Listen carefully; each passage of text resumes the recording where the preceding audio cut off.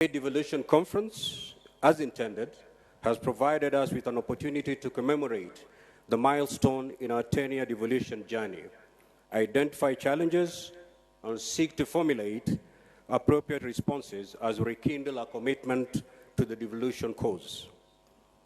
Throughout this conference, we have participated in engagements as broadly outlined in 5 thematic areas, but crystallized in the following key objectives. 1, to assess and propose measures that county governments can adopt to enhance transformative service delivery for improved citizens' livelihoods and a stronger business environment. 2, examine the benefits of adopting technology and digitization and the potential impact on economic development and discuss strategies for promoting innovation and digital transformation in the devolved context.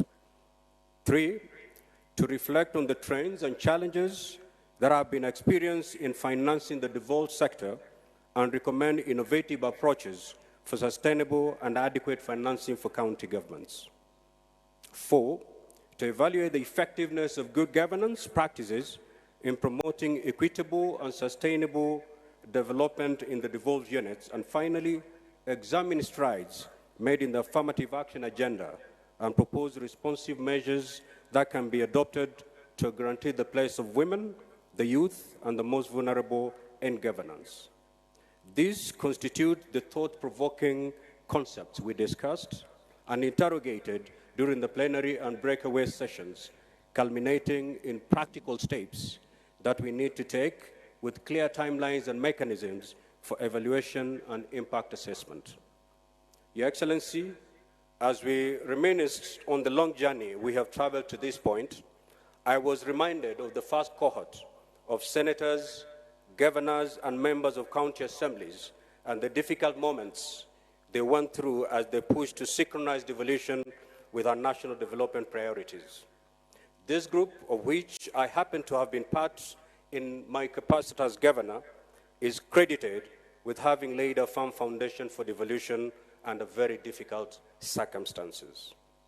I recall assuming my responsibilities as the first governor of Kilifi County without any physical office. I had to make use of what was previously my campaign secretariat on the outskirts of Kilifi town. The same scenario was witnessed in a number of counties across the country. But today, our counties boast of good office space for governors and staff and state-of-the-art assembly premises, enabling them to serve Kenyans better. The pioneer senators, too, were not left out.